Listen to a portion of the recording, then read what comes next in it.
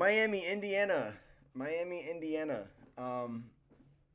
Yeah, Indiana's a 77.5 point favorite. 7.5 point favorite in this game. Pretty insane given how the Miami Hurricanes have played lately. Given how we've shocked teams again and again. But at the same time, you can't really blame Vegas for thinking Indiana has dog walked everybody. Everybody. Like everybody in their way later throughout the season, okay? They curb stomped Alabama. They curb stomped Oregon. They've dominated all the way to the national championship. They've dominated.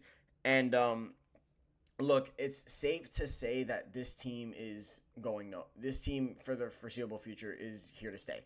Okay, you could say the same thing about the Canes, but Indiana is a team that could potentially be a powerhouse. Now, granted, they have a lot of transfers, a lot of vets on the team, so to speak. We have a couple of vets too. But granted, our best offensive players are freshmen. So I would say that in terms of like experience, Indiana might have the edge just because they have like fifth year, fourth year, 6 year guys on that roster who are big players for them, right? But talent for talent, I don't think that you're gonna find a better team. I think talent for talent, it's pretty significantly Miami, but really the talent you could have said that about Oregon. You could have said that about Alabama. Now you got to think to yourself: are they actually that talented? Are we actually more talented, or is it just that? Are we actually more talented, or is this just us underrating how talented Indiana really is? And they've dominated up until this point, so we'll see. Indiana, while they've been really good all year long, they have been with their bit of we'll call them speed bumps throughout the season, right? Speed bumps against say Iowa, speed bumps against say Penn State, speed bump even against Ohio State, who the U beat. But all those teams were able to contain this offense. Now, how were they able to contain the offense? Well, it's simple, not letting the running backs run around. Okay, Penn State, Iowa, and Ohio State were able to contain the run game at a rate, and they were also able to turn the ball over. Fernando Mendoza did throw a couple interceptions in the games against Ohio State, Iowa, and Penn State. So it's not like Fernando Mendoza is Superman. Okay, this man is human. This man can make mistakes. It's all about really forcing those said mistakes. Don't let don't let Fernando Mendoza fool anybody. Okay, Fernando Mendoza is going to go number one overall in the NFL draft. But the truth is, the strength of this team is the run game. Okay, this is a team that has run the ball very successfully all year long, and Fernando Mendoza has just added to that by being extremely efficient passing the football, 70% completion percentage, right? 41 touchdowns and 6 interceptions. But you won't see that many passing yards. You won't see as many passing yards because this team loves to run the football. Okay, they love to run the football, right? So there's that. And this team is also very disciplined. They don't make mistakes. They just don't, right?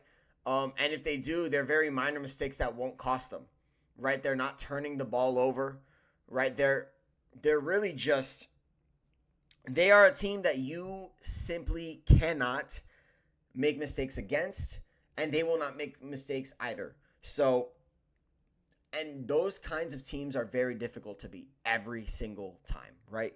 So, it's going to be difficult. Now, luckily for us, we have a QB that has not turned the ball over a lot the last month or so. Carson Beck has been very efficient in terms of not turning the ball over. He had one interception against Ole Miss, but that was off a tipped pass at the line of scrimmage, so I'm not really going to put that on Carson Beck. Carson Beck straight up just has not been playing hero ball up until Ole Miss. And against Ole Miss, he played hero ball to the fullest extent, and hey, man, we're in the national championship because of him. Carson Beck just has to keep playing the game he's been playing. It's as simple as that. Don't force anything. Don't force any throws. I understand getting Malachi Tony going. I understand getting Keelan Marion or CJ Daniels going. I understand getting those guys going. And granted, those players are phenomenal.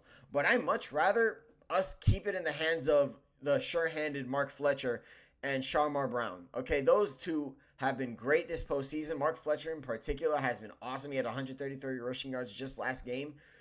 We have to feed Mark Fletcher must be our best offensive player, because if we can control the line of scrimmage, and given the size advantage we have over their defensive line, I truly believe we can, although easier said than done. I think Mark Fletcher can have a big game here. I felt like last game we did a lot of passing when we really didn't need to. It felt like we could have just run the ball constantly. Like, Mark Fletcher had 22 carries. Could have been a lot more. Could have been a lot more. We would have had a lot more success if we did do that. But granted, this Indiana team is no slouch in terms of run defense either. So let's call it what it is. They're a 7.5-point favorite for a reason. Okay, they've dominated every single team in the college football playoff up to this point. But I truly believe that they haven't faced a defensive line or an offensive line or straight up a team like the University of Miami, right? And the Miami Hurricane, and we could say the exact same thing about the Hurricanes facing Indiana. No team is more disciplined.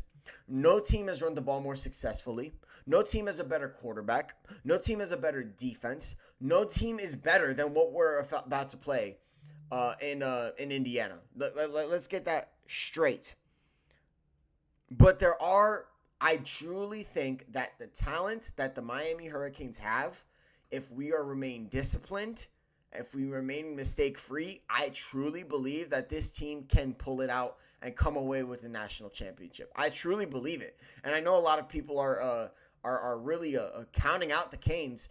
I assure you that what happened against Oregon wasn't just Indiana being dominant. It was also Oregon being a bad football team at the same time. Now, they're not a bad program. They're not even a bad team. But you got the absolute worst of Oregon.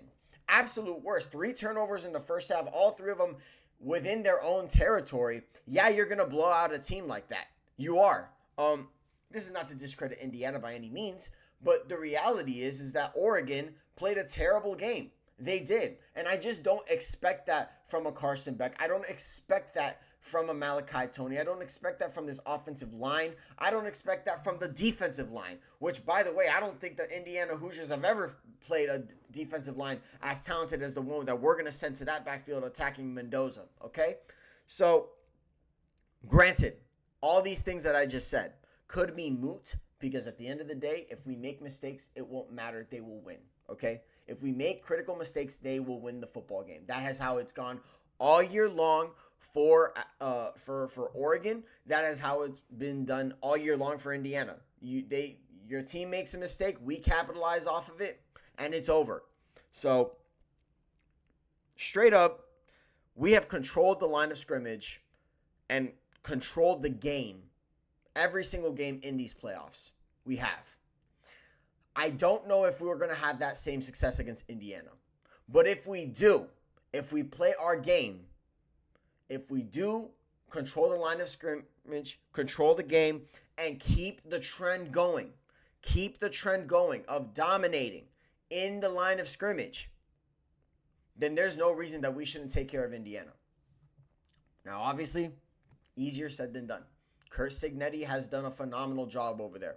The greatest head coach, the greatest program turnaround in college football history. Hell, it might be the greatest turnaround in sports history when you really put in the grand scheme of things what Indiana was as a football program.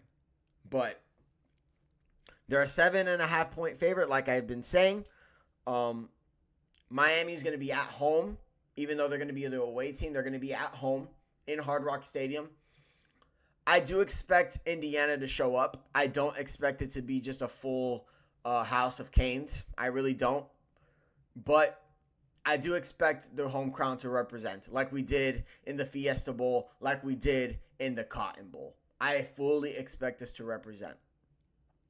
It's going to be a hard game, ladies and gentlemen. Don't get it twisted. This is not supposed to be a game that is, and even the analysis that I gave you, very vague analysis. I understand that. It is very vague analysis. The truth is that everything that has built up to this point, wipe it off. Wipe it off. Wipe it off. Straight up, these two teams have never played a team like each other. They've never. They've never played a team. Miami hasn't played a team like Indiana, and Indiana sure as hell hasn't played a team like Miami. That's the bottom line. So now what we have to find out is what team is going to make the most mistakes? Which team is going to take care of the ball? Which team is going to win the national championship? I'm confident in my Canes. I am very confident in my Canes.